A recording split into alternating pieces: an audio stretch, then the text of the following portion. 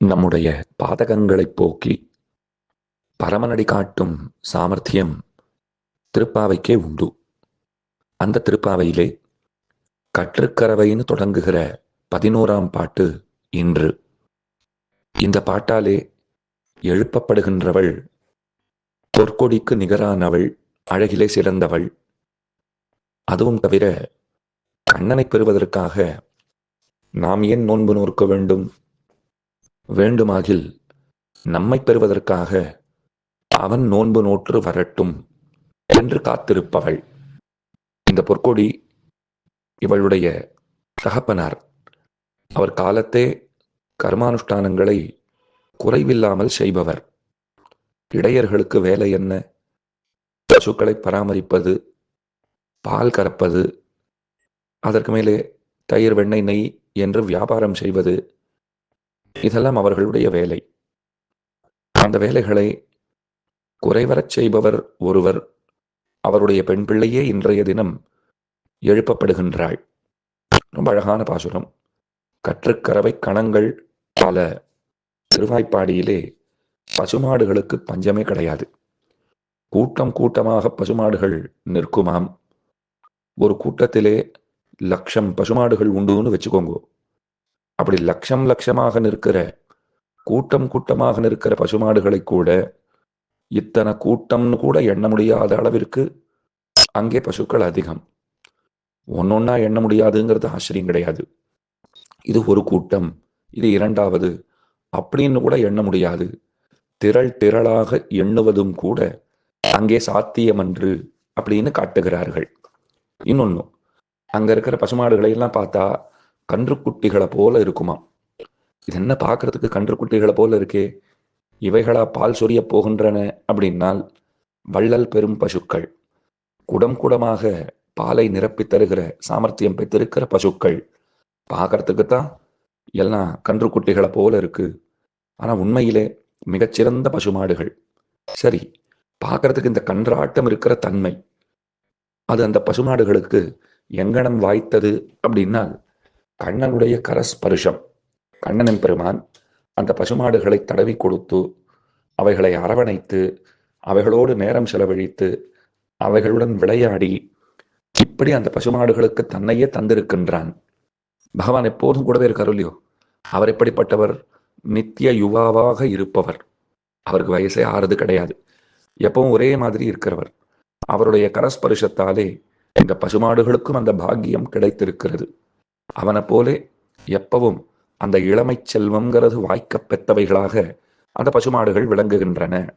அப்படிப்பட்ட கணங்கள் நிறைய இருக்கின்றனன்னு சொன்னேன் இல்லையோ? பல கறந்து இங்க இருக்கிற இடையர்கள் எத்தனை சாமர்த்தியம் மிக்கவர்கள், எத்தனை திறமை படைத்தவர்கள்ங்கிறத இங்கே தெரிவிக்கிறாள். அந்த இடையர்கள் அவர்கள் கூட்டம் கூட்டமாகத்தான் வந்து இந்த கணக்கில்லாத பசுக்களை கறக்க வேண்டும்ங்கிற நிர்பந்தம் கிடையாது. நல்லா கேட்டுக்கோங்க. ஒருத்தர் வந்தாலே இந்த அளவில்லாத பசுக்களை எல்லாம் அவர் அணுகி அவைகளிடமிருந்து பாலை கறந்து மேலே எடுத்து செல்லக்கூடிய சாமர்த்தியம் பெற்றவர் ஒருத்தர் இருந்தா போரும். என்ன சுவாமி, கீழே தான் சொன்னீர், கூட்டம் கூட்டமா பசுமாடுகள் நின்றாலும் அந்த கூட்டத்தை கூட, இத்தனை கூட்டம்னு கூட நம்மளால சொல்ல முடியாத அளவிற்கு ஒரு பெருத்த எண்ணிக்கையிலே அங்கே பசுமாடுகள் இருக்கின்றனன்னு சொன்னீர்.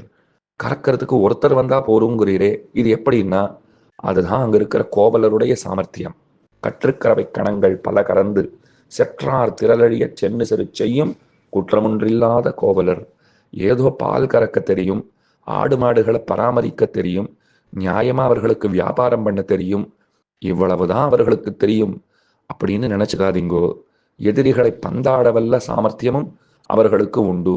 குற்றம் ஒன்றில்லாத கோவலர், குற்றமில்லாத கோவலர், குற்றம் ஒன்றில்லாத கோவலர், குற்றம் ஒன்றுமில்லாத கோவலர் அப்படின்னு பல வகையாக இங்கே நாம் பொருள் கொள்ளலாம். எதிரிகள் வந்தால் பார்த்து கொள்ளலாம்னு சில பேர் இருப்பா. அதற்கு அடுத்தது, எதிரிகள் வந்தால் புறமுதுகிட்டு ஓடுகிறவர்கள்னு சிலர் உண்டு. அவர் ரொம்பவே மோசம். எதிரிகள் வரான்னு தெரிஞ்சாலே ஓடி போயிடுறா, இல்ல வந்தா ஓடி போயிடுறா. சில பேர் எப்படி இருப்பான்னா, வீரம் எல்லாம் இருக்கும், வரட்டும் பார்த்துக்கலான்னுவா. ஆனா சில பேர் எதிரி இங்க வரணும்னு அவன் நினைக்கும் போதே அவன் இருக்கிற இடம் சென்று தாக்கக்கூடிய, அவனை தகர்க்கக்கூடிய சாமர்த்தியம் அது இந்த கோபாலர்களிடத்துல இருக்கின்றதாம். இன்னொன்று ரொம்ப அழகா வியாக்கியானங்களிலே சொன்னார்கள். கண்ணனை அழிப்பதற்கு பல பேர்களை கம்சன் அனுப்பினான். பூதனைன்னு ஆரம்பித்து பல பேர்கள் வந்தார்கள். அத்தனை பேர் வந்தார்களை தவிர யாராவது திரும்ப போனார்களா? ஒருத்தரையும் உயிரோடு கண்ணன் அனுப்பவில்லை. இப்ப 4-5 பேரை நான் அனுப்பிச்சேன், அவ திரும்ப வரல. அப்ப நான் கம்சனா இருந்தா என்ன பண்ணிருப்பேன்? நானே போயிருப்பேன். அதைத்தானே பண்ணணும். எத்தனை பேர் அனுப்பிச்சாலும் அவ திரும்ப வரமாட்டேங்கிறா, நானே போய் பார்க்கிறேன் அப்படின்னு கம்சன் வந்திருக்க வேண்டுமே. ஏன் கம்சன் வரவே இல்லைன்னால் கண்ணனிடத்துல பயத்தினால வரவில்லை. அது தப்பு. இந்த குற்றம் ஒன்றில்லாத கோவலர்களிடத்துல இருக்கிற பயத்தினாலே. ஐயோ அங்க போனோம்னு சொன்னால் அந்த கோபாலர்கள் நம்மை பந்தாடி விடுவார்கள் அப்படிங்கிற அச்சத்தின் காரணமாக கம்சன் வரவே இல்லை அப்படின்னு காட்டுகிறார்கள்.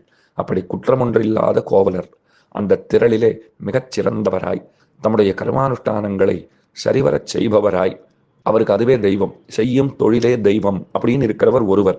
அவருடைய பொற்கொடி போன்ற பெண் பிள்ளையே திருவரங்கத்திலே உரையும் ஸ்ரீரங்க நாச்சியாருக்கு ரொம்ப அழகா பொற்கொடியின் ஒரு திருநாமம் உண்டு. கனகலதே என்று பராசர பட்டர் அவர் ரொம்ப ஆனந்தத்துடன் அழைக்கிறார்.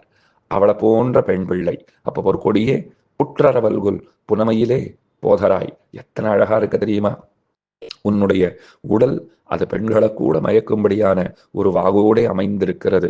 ஒரு புற்றுக்குள்ளே பாம்பு தன்னை நுழைத்து கொள்ளும் போது அது தன்னுடைய உடலை சிரித்து கொண்டு போகிறா போலே போகும். அதை போலே நுண்ணிய இடை படைத்தவளாக நீ அழகு படைத்தவளாக இருக்கிறாய். புனமயிலே அழகான மயிலை போலவும் நீ விளங்குகிறாய். சுற்றத்து தோழிமார் எல்லாரும் வந்து, நாங்கள் அத்தனை பேரும் வந்தாச்சு, உனது உறவு முறையார் தோழிமார் அப்படிங்கிற வர்க்கங்களிலே ஒருவர் தப்பாமல் அனைவரும் திரண்டு வந்து பகவானுடைய திருநாமங்களை நாங்கள் பாடிக்கொண்டிருக்கிறோம். உன் வீட்டு வாசலிலே நின்று பாடிக்கொண்டிருக்கிறோம். உன்னுடைய உடம்பிலும் அசைவிருப்பதாக தெரியவில்லை, வாயும் அசைய மாட்டேன் என்கிறது. இப்படி எதற்காக படுத்திருக்கிறாய்? இப்படி படுத்திருப்பதாலே நீ என்ன பயனை அடையப் போகிறாய் எங்களுக்கு தெரியவில்லையே அப்படின்னு கேட்கிறார்கள். அதனாலே சுற்றத்து தோழிமார் எல்லாரும் வந்து நின் முற்றம் புகுந்து முகில்வண்ணன் பேர் பாட. கார்மேகவண்ணனான பகவான் மேகவண்ணன் என்று கொண்டாடப்படுகிறான். கார்மேகவண்ணன், மேகங்களினுடைய அந்த கருத்த தன்மை. மழை பொழிய போகிறதுன்னு சொன்னால் அந்த மேகம் கருத்து இருக்கிறது இல்லையோ, அதை போன்ற வடிவம் கொண்டவன், கருணையே மிக்கவன், கருணையம் கடல்னு கொண்டாடப்படுகிறவர். அதனாலே பெருமான் கருமை நிறத்தவனாக இருக்கிறான். இந்த கருணையின் காரணமாக வந்திருக்கிற கருமை தன்னை ஒரு மேகத்தை போல ஆக்கிண்டுட்டார். இல்லை, இவரை பார்த்து மேகம் இவரை போல தன்னை ஆக்கி கொண்டு விட்டதுன்னு சொல்ல வேண்டும். அதனாலே முகில்வண்ணன் பேர் பாட. சிற்றாதே பேசாதே, நீ சிற்றுதல் சிலம்புதல் இது எதுவும் செய்ய மாட்டேன் என்கிறாயே.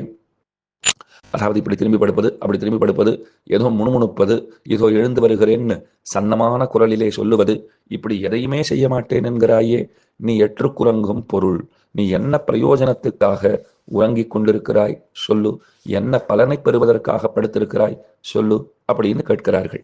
இந்த இடத்துல பாருங்கள், கன்றுகளுக்காகிற ஒரு வயதுதான் ஆகிறது. ஆனா பசுமாடுகள் அவைகள் பாலை சொரியும் தன்மை, அந்த வைபவம் அதை பெற்றிருக்கின்றன. என்ன சுவாமி, கண்ணன் தொட்டா வயசு குறைஞ்சிருமா அப்படின்னு ஒருத்தர் கேட்டார். ஸ்ரீராமாயணத்துல தசரதன் சொல்றான், நான் ராமனை நினைக்கும் போதெல்லாம் மனத்தளவிலே நான் இளைஞனாக ஆகிவிடுகிறேன். ராமனை பார்த்தாலோ எனக்கு 60 வயசு தான் ஆறுதுங்கிற போல நினைச்சுக்கிறேங்கிறான். 60,000 வயசாச்சு. ராமனை பார்த்தாலே தன்னை இளவயதுக்காரனாக நினைத்து கொள்ளுகிறான்னு சொன்னால், கண்ணன் தொட்டால் அந்த இளவயதுங்கிறது அது பிராப்தமாகாமல் போய்விடுமா? அதனால கிருஷ்ண ஸ்பர்ஷத்தாலே வந்திருக்கிற ஒரு ஏற்றம், கௌரவம். அதனாலே இன்றைக்கு எழுப்பப்படுகின்ற பெண் பிள்ளை உத்தமொன்னில்லாத கோவலர்த்தம் பொற்கொடி, அழகிலே சிறந்தவள். அவளை எழுப்பிக் கொண்டு நாளை எங்கே செல்லுகின்றார்கள்ங்கிறதை நாளை விண்ணப்பிக்கிறேன். ஆண்டாள் திருவடிகளே சரணம்.